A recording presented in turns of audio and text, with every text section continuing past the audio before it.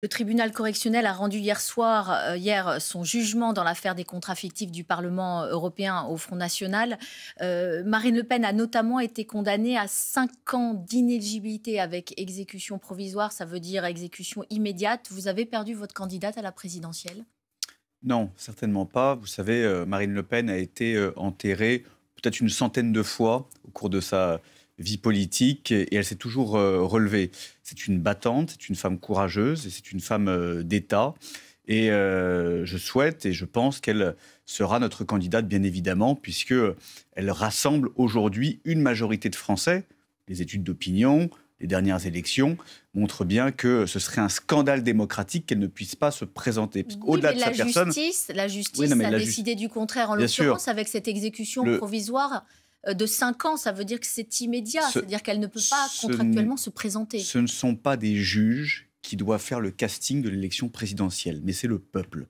Et ce qui se passe est extrêmement grave pour notre démocratie, qui aujourd'hui est confisquée, qui aujourd'hui est corsetée, pour des raisons purement politiques. Voilà, la décision qui a été rendue par la juge, la présidente du tribunal, est purement politique. D'ailleurs, je rappelle quand même que dans le délibéré du jugement, il est dit qu'il n'y a pas d'enrichissement personnel, qu'il n'y a pas de corruption, qu'il n'y avait pas, les charges sont lourdes, qu'il n'y avait pas d'emploi fictif. Très clairement, il y avait des contrats fictifs. Ce qu'on reproche et ce qu'il reproche à Marine Le Pen, c'est de pouvoir gagner l'élection présidentielle. Voilà, donc nous ne laisserons pas faire ce scandale démocratique qui impacte pas seulement le Rassemblement national, mais l'ensemble de notre vie démocratique. Mais le RN n'est pas interdit de se présenter à une élection et à l'élection présidentielle.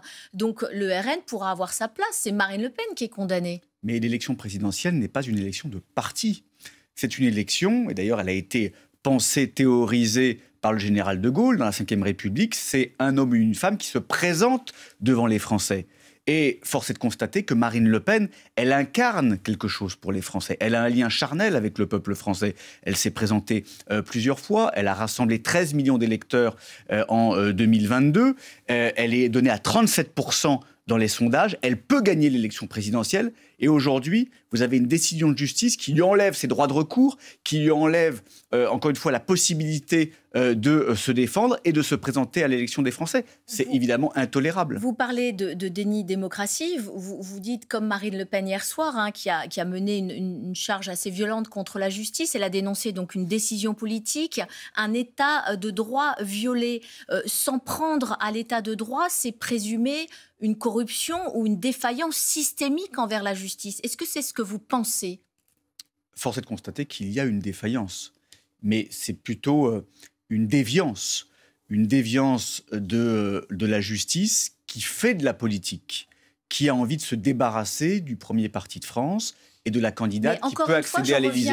Oui, mais je reviens. Détournement de fonds publics, inédit par son ampleur, plus de 4 millions, et par la durée, plus de 11 ans, malgré toute une série d'alertes, et avec au cœur du système Marine Le Pen. C'est pas rien. La question, c'est pourquoi on enlève la possibilité du recours à Marine Le Pen?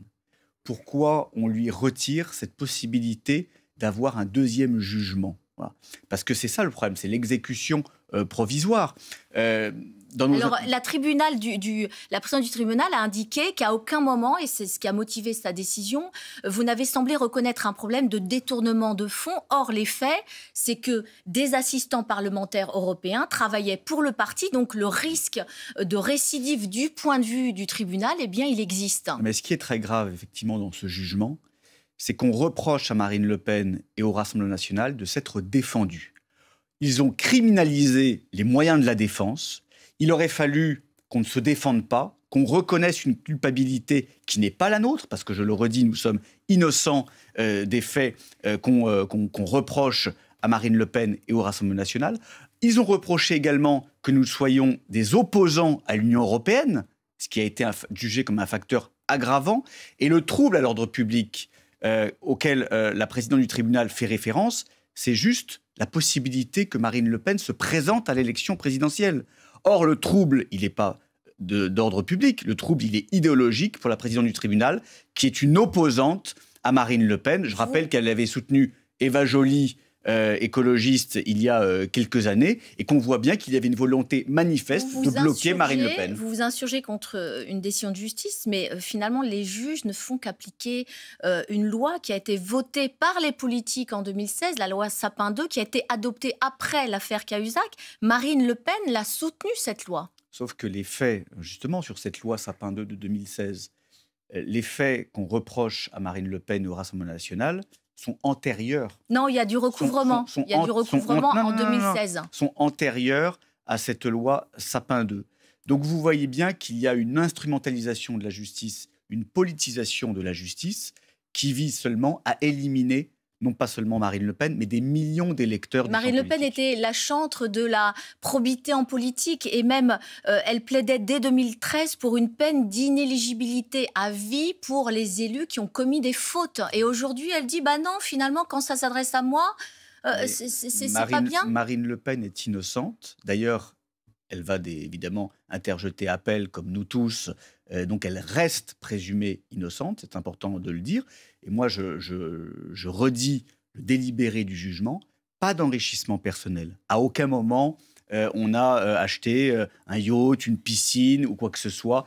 Pas de corruption et pas d'emploi fictif. Voilà. Donc, ce qui est reproché, c'est un différend administratif entre le Parlement européen qui juge que les assistants doivent être des fonctionnaires. C'est un différend administratif sur la gestion des assistants parlementaires. Voilà. Nous considérons qu'ils doivent travailler pour les députés, pour la politique pour laquelle ils ont été élus, et non pas devenir de petits fonctionnaires zélés de Bruxelles. Vous l'avez dit, Marine Le Pen a décidé de faire appel de sa condamnation, mais c'est vrai qu'elle n'a pas l'assurance à ce stade que cet appel puisse intervenir avant la présidentielle de 2027. Est-ce que ça veut dire que Marine Le Pen peut vraiment rester en l'état, comme vous le disiez au début de cet entretien, la candidate à la présidentielle pour 2027 du Rassemblement national ? Mais bien sûr qu'elle va rester la candidate, pas seulement parce que le Rassemblement national le souhaite, mais parce que des millions de Français le souhaitent.